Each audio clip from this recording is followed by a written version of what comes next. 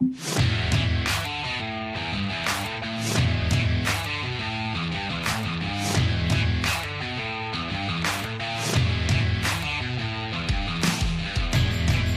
now, you're tuned into RBLR, the home of Tampa Bay's RBLR Sports. This is your RBLR Race podcast. I'm your host, Zach Doppel, along with my co-host, Pat Davenport. Pat, how you doing? I'm doing good. I'm doing well. I've just come back from the Big Apple. It's the biggest apple I've ever seen, for sure. You guys do really, really big cities, and I'm so glad I was there because I got to watch in real time as it happened throughout the city. The Yankees get decimated in the World Series, and it fed my hate watching appetite for maybe the next few years, which was really good. But I've kind of been all over the shop. I've been here, there, and everywhere. It's been a mini Pat on tour, so I'm still displaced now, which means my usual setup isn't fully set. So if you hear any like weird noises, it's mainly because my microphone is not on its usual stand. So I apologize about that in advance. But otherwise, I'm doing very well. How are you doing, Zach? I am doing really, really well. Again, also enjoyed the Yankees downfall as much as almost all of us Rays fans did. Am enjoying, we're going to talk about it a little bit later, but enjoying the Arizona Fall League very, very thoroughly, using that to mask my displeasure with the way college football is going. And really, really enjoyed the Arizona Fall League All-Stars game last night. We're going to talk about that in just a second. But it's looking to be an interesting offseason for the Rays and for baseball in general. There's some very interesting players available, and one in particular that we kind of knew was a possibility to be made available and now has been made available, and will be really interesting to see how that player's movement will tie into the rest of the offseason for all the teams, and how, because a lot of times when you get those big players like that, they kind of set the pace for the offseason. And you kind of have two that are going to be kind of setting the pace. It'll be interesting to see what the teams of MLB do, and we're going to talk about how the Rays might be involved with that. We thank you if you're joining us here on this beautiful Sunday morning to talk some Rays ball. We really appreciate it. This is your first time joining us. Welcome. We're excited to have you and hope you enjoyed the show. If you're a returning visitor, thank you for coming on back. If you would do us a huge favor, if you enjoy what we do, drop us a like on any of the socials that you're watching us on. And if you want to do yourself a favor, drop us a follow so that you will know whenever we're going live, whenever we're doing any of the amazing things we do on this show. We're got to have a great off season, even though the Rays didn't have the best regular season ever. There's a lot to talk about with this off season and leading into 2025, which could be it could be a big season, could be the same. But we're going to find out together.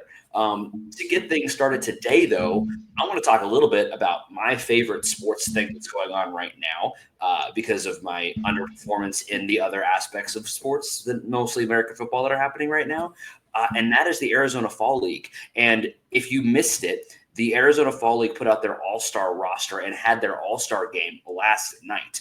If you were to look at the starting lineup for the Arizona Fall League, you would notice Trey Morgan starting for the American League side. I do not believe that Xavier Isaac got into the game, which is interesting when you think about the way that those two are graded.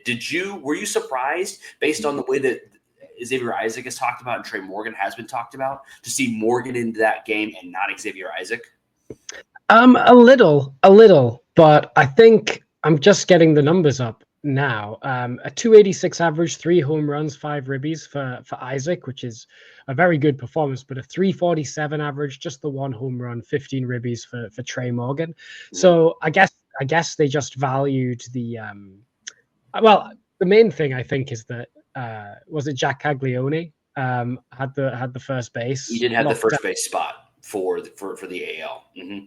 Yeah, so he basically took Isaac's spot, I think, and maybe that was on name recognition, just because Jack Caglione was the hot name. I don't know, how was he doing well in the fall league? You were following it closely. So I for those of you who are just joining us, I am a Florida Gator fan, so I am also a massive Jack Caglione, Jack Tani stan personally, and he has had a rough start to the Arizona Fall League and has improved over the past couple of weeks. With maybe a week in, he was sitting at like a 650 OPS. He's now got up to about an 800 OPS, so he is improving. But with that in mind, he's been playing baseball competitively since basically this time last year. They start fall ball for college baseball at this time, So he was playing competitive games at this point last year for Florida, played through an entire season of Florida baseball, went to the minors after being drafted, played about a third of a season, maybe like 2/5 of a season in Quad Cities for the Royals minor league system, played a bunch of games there, and then now has moved to the Arizona Fall League. So he has been playing competitive baseball with very few, maybe like a month or two break in between the end of college and the beginning of his minor league career. Very few breaks and not anything that he's really been able to recuperate on. And also keep in mind, in his entire time he was playing at Florida, he was also pitching. So he is probably worn out. And I'm a little surprised to send him to the AFL. I mean, I think it's good for his development, but he's definitely going to be worn out at this point. So that all being said, he was not the highest performing first baseman in the AFL by any stretch. And he's not even the second or third. He's down there on the list. However, he is the number 6. I think he's the number 6 prospect in baseball. At current, he's the number 1 Royals prospect. He got a big name. He's got a big bat. He set the record for home runs in college baseball last year. And then someone else hit more home runs than him this year, but he actually hit more home runs than he hit the previous year, this last year in college baseball. So he's a big bat, big name. And so that's why he got the start. That being said, his actual performance in the game was really good. And it just did my heart so good. I posted this on Twitter. I didn't even know this was going to happen until I saw the lineup. They had Cags and Morgan batting back to back. Truly, truly beautiful. They had in the second inning to start to get the scoring going for the AL one, by the way. Caglione and Morgan both worked a walk. They were then doubled in by Caleb Durbin. Then you go to the third inning, Caglione doubles, Morgan walks, and then they pull off a double steal during the next at-bat. Cag stealing third, Morgan stealing second. I mean, just absolute scenes for me as a Trey Morgan and Jack Caglione stan. I mean, it was just beautiful. I enjoyed it thoroughly. I haven't been able to find all of the clips of some of those moments, but I'm definitely going to find them and save them somewhere for my personal enjoyment. And it was a very fun game if you are a fan of those players. They both played for most of the game. And like I said, the AL won. So we are seeing Trey Morgan. Obviously, he was the Rays representative the most, in the Arizona Fall League game. We're starting to see him get that recognition more and more and more. And I think the most interesting thing about him being in the All-Star game was that he made it in as a left fielder. Yes. He's been getting a lot of time in the outfield out in the Fall League. And in the back end of the minor league season, he started to shift out more towards left field, corner outfield spot as well for the Rays, which is interesting because he was really highly rated as a first baseman. Yes. Defensively. He's got really high athleticism and was considered, I think he won a award for best defensive first baseman in the minors a couple of seasons ago. He's a plus defensive first baseman. Yeah, so the fact that he's moving off into a corner outfielder, I guess they suspect that his glove work will translate over there, because I love Xavier Isaac. I don't think he has the skill set to necessarily be a good corner outfielder, but Trey Morgan probably could.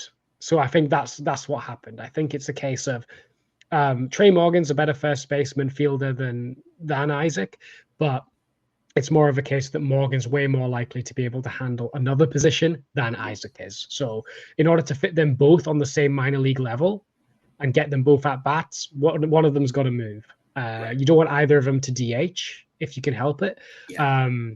Regularly anyway. So that's why Morgan's in the outfield. And it'll be interesting to see over the coming year if that just becomes a permanent switch for him, or if this is just building versatility for him, because it could go in either direction. Do you think Trey Morgan, if hopefully he gets to AAA, the majors, he'll be a first baseman, or do you reckon this is going to be a permanent switch to the outfield? I think it depends a little bit on what happens with the Rays roster at the major league level going forward, it's easy to look at the roster right now in a snapshot as we sit here and say, obviously there's a need in left field. And if he could somehow make his way up and provide the support needed at that position, that would be great. And while it is a snapshot and it could change before he's ready, probably 2026 before we see him. He still hasn't played anything higher than single A, so we're probably not going to see him up, way up very soon. That being said, the profile of the guys who are currently playing infield for the Rays are not ones that are going to just be gone in a couple of years. We're looking at guys like Jonathan Aranda, Curtis Mead, Caminero, Walls is there. A lot of those guys are under contract for a long time. You got Carson Williams as well, who could make an impact as early as next season. You got a lot of middle infield and corner infield guys that are not only there now at the major league level, but would be expected to be there in 2026 unless something really bad happens or you make some other move. It would seem likely that those positions will be filled by guys that you would like to have those positions. And then you look to the outfield, there is no surefire left fielder of the future out there. There's a lot of guys who could be that, and we'll see. None of them, though, except for maybe if he puts it all together, maybe Dylan Carlson, none of them are bat first that are currently, on track to be left fielders. Most of them are really good defenders who could also maybe do a little bit of bat work that could make something happen. That changes completely if you put Trey Morgan out there as a guy who is good enough, probably defensively, but then provides plus value with the bat.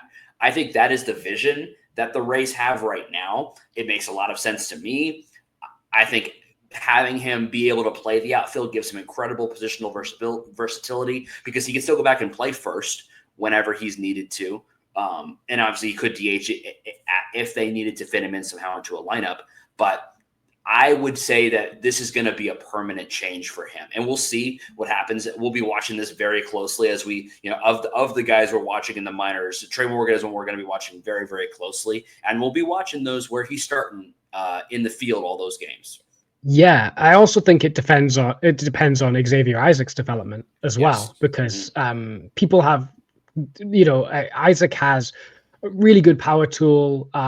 He's an okay fielder. He can actually swipe a few bags. He's quite athletic for a first baseman, but there are questions about his hit tool, and if he struggles to make consistent contact and needs to go through swing adjustments while Morgan is very good with his bat to ball skills, and Morgan advances to, I imagine both of them are going to start in AA to begin 2025. But if say Morgan goes up to AAA, then and Isaac needs to stay behind, then maybe Morgan resumes taking first base at bats. It depends on how quickly Isaac moves alongside him as well. That I think depends on his position. Although a prospect that we didn't talk about him enough last year, just because of how good he was, even though he wasn't on any lists, Bob Seymour is also, he was raking in AAA at the back end of last year. So maybe they don't want to take ABs away from Bob Seymour, so then maybe Morgan does stay in left field. It's an interesting conundrum, and like you said, you're right, we'll definitely keep an eye on it, but I think that transitions us nicely into someone that could play left field and someone that does play left field and has been linked with the Rays over the past few days. And that someone is someone that we've mentioned before on this show. We'll probably mention him again. It is my solution to all of the woes that befall the Rays offense. It's Juan Soto. And we finally got, and by the way, this was expected. The news that broke of the Rays being in on Juan Soto, if you watch the show, you knew that was going to happen because we know the Rays are in on everybody. Everybody that's worth being in on, the Rays are going to make some kind of offer. Now, the question I have for you, Pat, is let's just say in this world that I think we'd all really, really love to see, the headline comes out sometime in January, Rays sign Juan Soto. What does that world look like? What is the contract that would be, within their own possibility that the Rays would offer to Juan Soto that he would accept within what we know is the framework the Rays work under? Yeah. So I think the reason everyone is surprised that the Rays are in on a national level is because the contract that is expected to be given to Juan Soto this offseason, we're talking anywhere between 10 and 15 years, and we're talking north of $400 million, which the Rays will absolutely not be able to match. That's not a contract that they will give out. It's never a contract they've even tried to give out. So how do the Rays get involved? I think we got to cast our mind back to a few off seasons ago when Bryce Harper was on the market, where they offered him 1 year, $50 million for 1 year of Bryce Harper. I think it's going to have to be in the realm of that kind of contract. I don't think the Rays are afraid to give way above market AAV for the right player on a short-term deal, because there's less risk involved. It means that your organization isn't financially hamstrung as soon as you want to change track. So what you're probably going to have to look at for Juan Soto is you're probably going to have to look at a 1 to 3 year deal, maybe an option, maybe like a player option on there, and way above average AAV. So we're talking $50-60 million a year. So if for example, we gave Juan Soto a 2 year, $120 million contract, that seems more likely than the mega decade-long deal than what's being expected. And the Rays aren't afraid to offer that, and they're not afraid to get involved with the right free agents. Like I said, they were in on Bryce Harper. They were never going to sign Aaron Judge to this, but they wouldn't have offered this if they weren't expected to sign it. A 10-year, $300 million deal to Aaron Judge was sent out, okay, which was never going to sign him, but they were willing to give $300 million to a player. Freddie Freeman as well. They were right in the mix for him. They were similar money-wise to what the Dodgers were giving out. So for the right player, they are willing to spend. Juan Soto is a generational talent that has an obvious fit into a weak Rays lineup. They will absolutely reach out to him. They will absolutely give an offer that will look different to everyone else's, for sure. But there is a world where Juan Soto could go, hey, I don't necessarily need to sign the big money now. Maybe if I go to the Rays, take a couple of years, continue to show how great I am, then I can sign the rest of my life contracts to take me into my 40s later down the line. Is that the most likely course of action? No, it's not at all, because most players are worried that go, well, what if I sign a 2-year deal and then I get really badly hurt? That completely destroys my value. I won't be able to get the big mega deal in 2 years' time. What if I go to the Rays and I end up having a down year? So most players are inclined to take the guaranteed money in years as soon as it's available. But there is a chance where he sees that there's a way, like if they offer way above what everyone else is offering on a per year basis, he might just take that and bet on himself. You just never know. I think I will go on record and say, if we get the Passan bomb where he says breaking, Rays sign Juan Soto, I will go on live stream and write in Eric Neander we trust for every dollar we commit to Juan Soto. I'll go on stream, open up a Word doc, and write in Eric Neander we trust every time for every dollar committed. I will do that. That's why I think it's unlikely, but there is a path, and it's a non-zero chance, I would say. I will also commit that if the Rays sign Juan Soto, we get that Passan bomb, I will come on here and I will, in iambic pentameter, perform an apology to Stu Sternberg for everything me and I've ever said about him. I will do it, because if he is willing to do that for this franchise, he is worth that prosaic apology, or it'd be poetic apology, not prosaic. I think that the only scenario where we bring him on is that I would even maybe say 4-year deal, because then you're talking about getting him to his age 29 season. You're talking about playing a season in the new stadium, and you're bringing him in for that reason, to kind of break in the new stadium with a superstar talent alongside your young guys. I think that's the path to say, we want you here when the new stadium opens. Here's $250 million over 4 years. We want you here when the new stadium opens. And then if he plays out that contract, plays roughly the same level that he's been playing right now. He just had his best season ever with an 8.1 F4, but he's good for 6 to 7 F4 pretty much every year. That'd be the expectation with him at this point in his career. If he continues to play like that, when he gets to his age 29 season, he'll still be able to sign a 10-year mega deal with somebody somewhere, maybe with the Rays at that point. We'll be making so much money off of Juan Soto merchandise that we'll have enough money to sign him long-term. But he could still do that and then get a huge long-term deal a la, Albert Pujols, a la Miguel Cabrera, some of those guys that got these huge deals late in their career. He could still absolutely do that. The question is whether that's what he's wanting to do. And I don't know the answer to that. There's a lot of variables. Does he want to play in Tampa? Is he really happy in New York? Does he want to stay there? Does he want the big deal now? Because we know that he's going to get offers in that level from both New York teams, most likely, probably the Giants, probably the Dodgers at some level. I'm not sure what their capital is going to look like because they're probably going to be on the other free agent.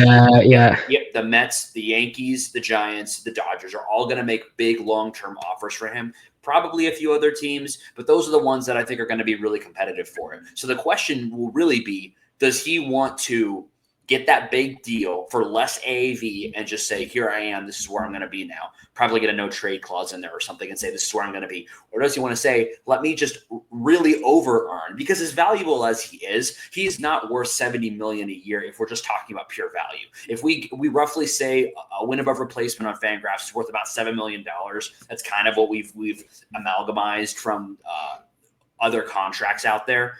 He's worth about $60 million a year.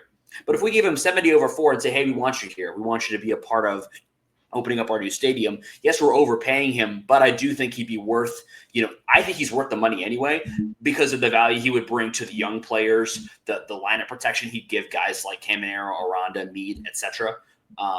Carson Williams when he comes up, maybe Trey Morgan. I think he's worth that value.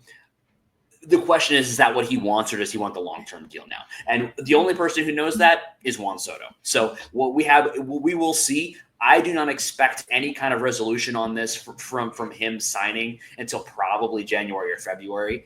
Do you see it going any faster than that? No, not really. I think there's going to be a bidding war. I think there's going to be so many teams involved. I think all 30 teams will probably at least float an offer in. Sure. Because why not, right? And you'll have to sift through them all because there'll probably be 5 or 6 that you'll seriously consider. Yeah. And these big free agents very rarely sign early in the off season. It's usually around either close to Christmas or in January, I would say, because some people want to get it sorted before Christmas, but other guys don't mind waiting. I think you'll sign not late like late February, but definitely January time. And I say this with peace and love. The Rays have a harder sell than they even usually would because they don't know where they're playing in 2025 yet. And I think that's tough to sell to a player when they don't know where the home ground's going to be. Right. Which, you would think it wouldn't come into it, but it does. So they'll have an uphill battle. Let's taper our expectations. I would say if I had to give like a percentage chance the Rays get it, I'd probably put it like 3-4% chance, which is not 0, by the way, but there's a 97% chance that he doesn't. Okay, so it's the Jim Carrey. You're telling me there's a chance? Yeah. Yes. Is it a big chance? No. Well, and I will say this is something Ben and I talked about a little bit last week. The not playing at the Trop it's mostly a negative. The small positive of it is that they will not be playing on turf, which does affect someone like Juan Soto. He's probably going to be playing on grass wherever they play. It's most likely going to be on grass. So the negative of the lack of fans is probably overwhelmed by the fact that hey, you're not going to be able to have to play on turf, but you do wonder if that's something that an outfielder who is going to be on turf every single day might think about a little bit. It may affect their decision. I think most of the other contenders are also playing on grass, so it doesn't help that much. But it does, it is a little bit of something to at least consider. We talked about this with Willy Adames last week. Yes. Moving on from Juan Soto, which is a very pie in the sky. to someone that is also still probably pie in the sky, but does have a little bit of precedent in recent years from the Rays, is Roki Sasaki has been posted by his Japanese ball club. He will sign with a major league team this year for a large amount. I think the Yamamoto deal from last offseason is going to be a pretty good benchmark for what he's going to get. Do you think there is any chance the Rays are in on him? Yeah, they're in on everybody. I think it's an interesting case because on the outside, you would say, well, the Rays are really deep in starting pitching. It's not really an area that needs like urgent improvement. But Sasaki is again a prospect that's kind of like these kind of guys don't come over from Japan very often. These kind of MLB ready prospects at age 23 that have like insane strikeout stuff. I've won the World Baseball Classic and shown that he can do it in the World Baseball Classic against the likes of Mike Trout and all of those guys already is too good to pass up. And the reason it might work for the Rays is because there's already a lot of good starting pitching on the market. Okay, so it's a kind of pitching heavy market. Which means that teams don't have to go for Sasaki if they want a top-end starting pitcher, because you've got Blake Snell on the market and you've got other top-end pitchers like that. So people have their choice. So it's not like when Garrett Cole was on the market where he was the only pitcher of that level available. So the Rays could take advantage of that. Secondly, they have signed Japanese players who have been posted before, or at the very least made a really strong effort to. Of course, they signed Yoshisa Sugo. They were very, very, very far in when Ohtani was initially posted. I believe them, the Mariners, and eventually the Angels were kind of the three finalists for Ohtani when he first came over. And then, of course, Uesawa as well, who they signed last offseason, who signed, despite being an accomplished starter, in Japan in the MPB, said, I want to sign with the Rays because they will get the best out of me. It didn't work like that, but that was his route. And maybe Sasaki says, hey, when I first go to the majors, I want to be a major leaguer for a long time. The Rays will do everything they can to get the best out of me. I can work with Kyle Snyder in the pitching lab. I will get my best years or my softest landing in the major leagues with the Rays pitching development system. And that will set me up to get a mega deal in a few years' time when I go elsewhere. It's a bet on yourself kind of move where you go, the Rays will get me to the best possible place. Then I hit free agency, go crazy there. That's the route for the Rays to sign him.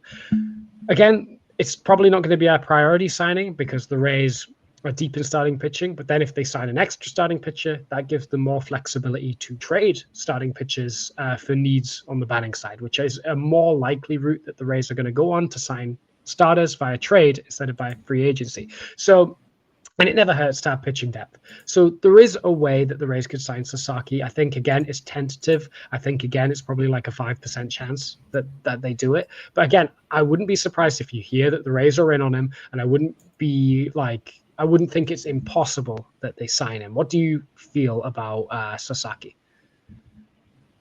Yeah, that's a good. Ian dropped in the chat. Iwamura, another name from over there. That was a huge part of this franchise. So really, really good point. Really, really good point. And we are a much better position for free agents than Oakland. That is well said. I feel very bad for all the Oakland fans out there.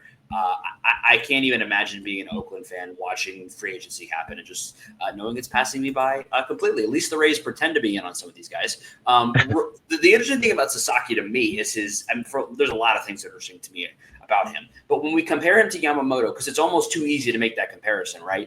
Coming over from Japan, Yamamoto was a little bit more established even than Sasaki was, but established starter coming over from Japan, going to command a lot.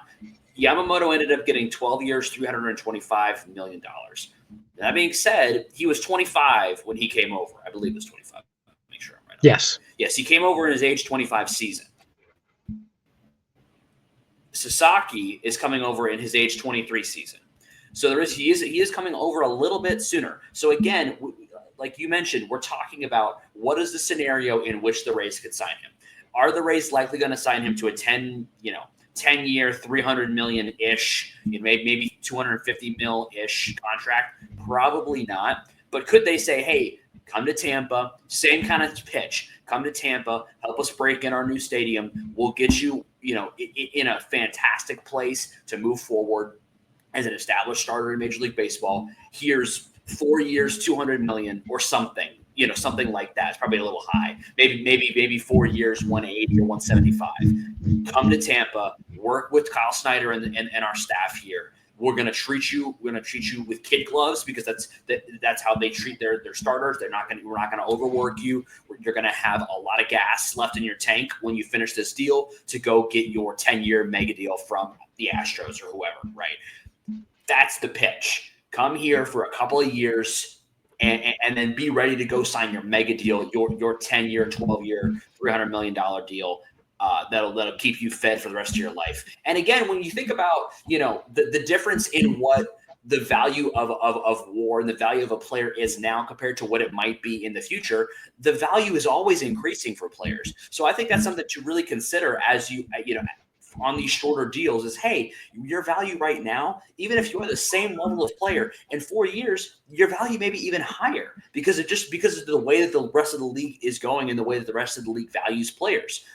A couple of years ago, a $700 million contract would have been completely untenable to most minds out there. Now it's like, yeah, of course Juan Soto is going to get $700 million. That's how quickly it can change. Put yourself up in a situation where you can have some really good years in your career, provide some excellent value, and then go out and get your mega deal for whatever the new benchmark of contracts are. So I think it's not impossible. I love the fact that the Rays have dipped their toes into the Japanese market before, giving them an opportunity. I'm sure they have contacts and people over there. They probably already had some sort of conversations with him. I have no scoop on that. It's just my feeling on it is they probably have had some sort of conversation with him on it. It'll be really interesting to see if we hear any buzz about it and what the Rays, if we ever find out what their offer might be to him. Yeah. It's going to be interesting to keep an eye on. Again, don't be surprised when you hear we're in on him.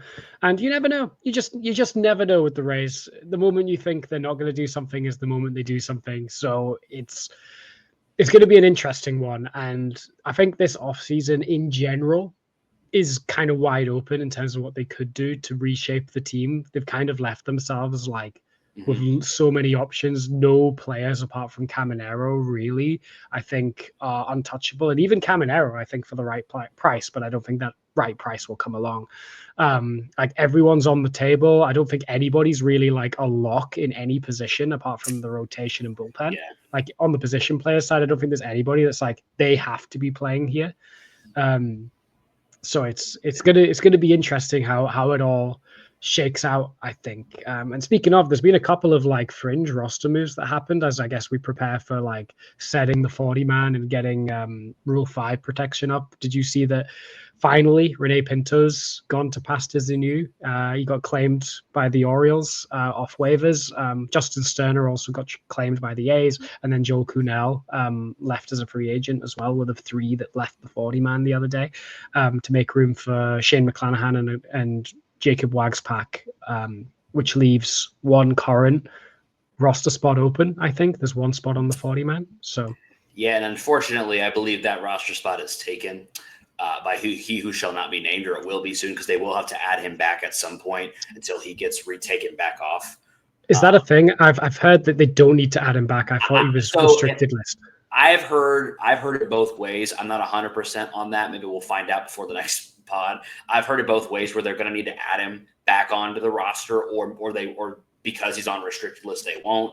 I think his restricted list designation has to be updated at some point. I'm not sure when that happens. Anyway, he's got a trial set. Yeah, he's got a trial set. So hopefully that's enough to keep him on the restricted list, because that's an MLB decision, not a Rays decision.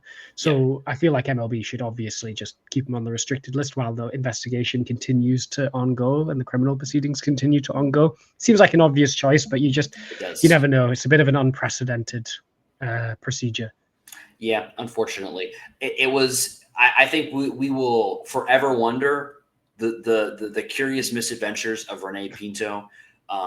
We may never know what happened. Maybe it'll be in the Kevin Cash biography. It'll be a footnote somewhere in there in a couple years. Very, very strange, but I wish him well. Hope he does well in Baltimore. I'm sure he will hit a walk-off grand slam at some point for the Orioles against us, just to rub it in. And we'll see. It'll be interesting. We haven't even talked about, we're getting, it's not quite Rule 5 time yet, but we're into the point where we'll start having those conversations soon. Be interesting to see what the Rays do with their roster spots, if there's anybody they want to protect, if they do still have that open roster spot, if that's the only one they'll create, or if they'll create some more this offseason. It'll be interesting to see. Yeah, 100%. It's like I said, it's just there's so many directions that they could go, and the prospects that they could and could not protect could go in a bunch of different directions depending on who they value. It's not the worst roster crunch that they've ever had. There's been worse years for roster crunch, but there are still a few guys that they'd want to protect. And it'll be interesting to see who sticks on the roster and who doesn't. Do you see any kind of wild non-tenders or trades or DFAs on the horizon?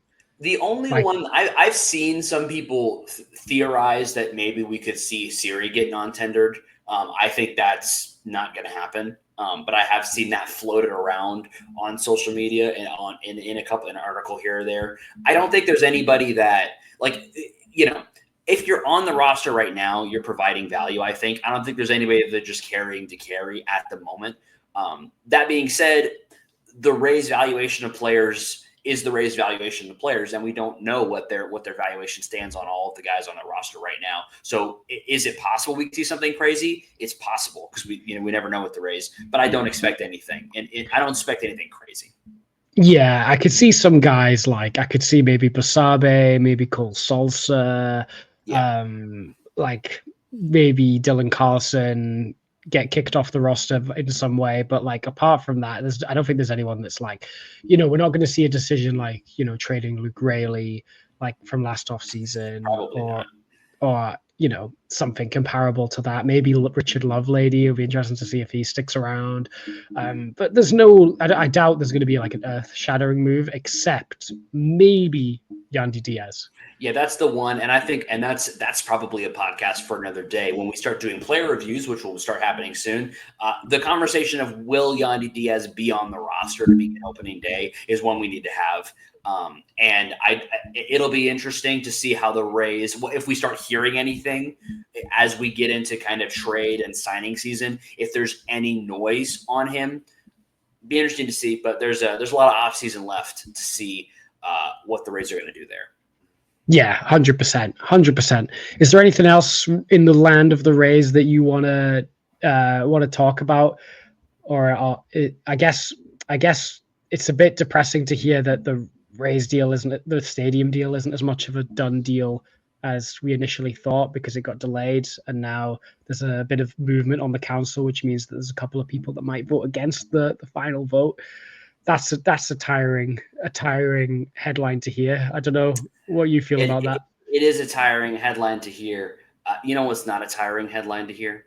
Shop.RBLRsports.com. Yes. It is always a great place to go. When you make a decision on shop.RBLRsports.com, it is always going to be followed through with excellent merch inspired by your favorite Tampa Bay sports teams. If you are interested, and you should be, in what the Rowdies are doing in their storm through the postseason, they just had a phenomenal game a couple of days ago. If you haven't watched the highlights, watch them. It's a crazy game. The Bucks are in the thick of trying to figure out what their season's going to be right now. We're looking at the Rays offseason. The Lightning are rolling into the NHL season. Now is the time to get your best Rays Bucks, Lightning, Rowdies, it's the wrong order, inspired merch at shop.rblrsports.com. Use promo code FLAPPY, FLAPPY, for 10% off anything that you could imagine wanting to get there. Shop.rblrsports.com. You know, I never get tired of hearing you seamlessly segue into the shop ads. It's my favorite bit we have on the podcast. I think I'm going to start using it every time the stadium comes up. I'm just going to transit. Yeah. No matter what's happening. Even if we've already done a shop ad, we're just going to go again because I'm so tired of talking about the stadium. Yes, it is one of the things, and we're not going to talk about it any more than in this context. With the election happening, some people have gotten voted in to the council that are not as positive on the Rays deal. In addition, with all the other nonsense about, them playing still in Pinellas County, there's all that kind of stuff. I'm going to say it'll be hard to have any kind of informed opinion on it until we get a little farther along, because it's all still very subjective and very maybe they've been negative on it in the past, so maybe we have no idea. I'm just gonna whistle through the graveyard that it's all going to be fine. But it is unfortunately something we are still going to have to keep our eyes on through this offseason. Yeah. To summarize the story, if you haven't heard, is essentially the final vote was going to be considered kind of a given conclusion that it was going to get passed.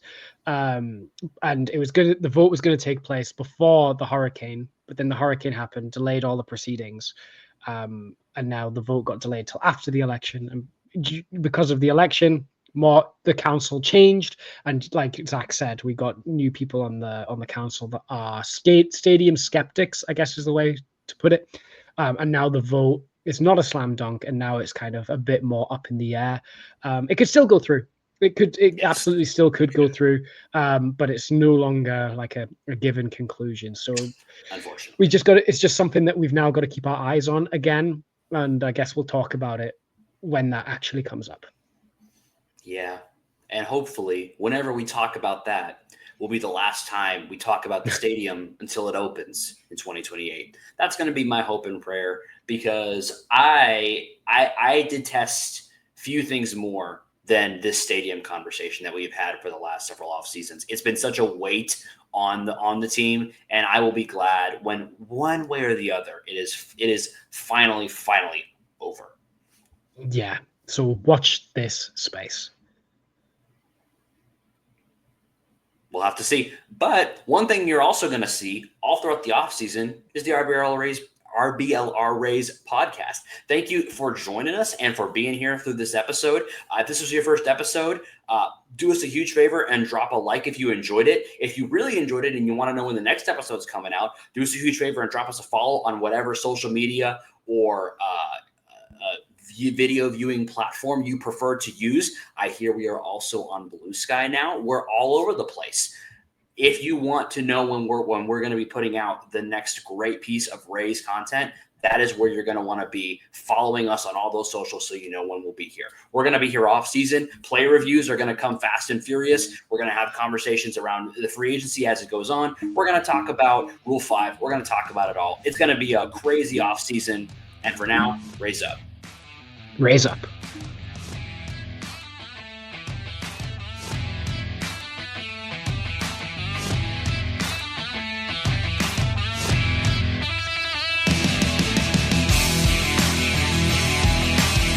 Thank you for tuning into this presentation by RBLR Sports. On your way out of the stadium, please remember to like and subscribe.